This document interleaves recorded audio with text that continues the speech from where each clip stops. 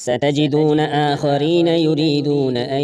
يأمنوكم ويأمنوا قومهم كلما ردوا إلى الفتنة أركسوا فيها فإن لم يعتزلوكم ويلقوا إليكم السلم ويكفوا أيديهم فخذوهم وقتلوهم حيث ثقفتموهم وأولئكم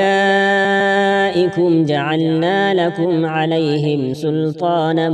مبينا وما كان لمؤمن أن يقتل مؤمنا إلا خطأ ومن قتل مؤمنا خطأ فتحرير رقبة مؤمنة ودية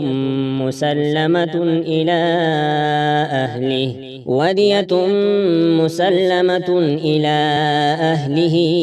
إلا أن يصدقوا فإن كان من قوم عدو لكم وهو مؤمن فتحرير رقبة مؤمنة وإن كان من قوم بينكم وبينهم ميثاق فدية مسلمة إلى أهله وتحرير رقبة مؤمنة فمن لم يجد فصيام شهرين متتابعين توبة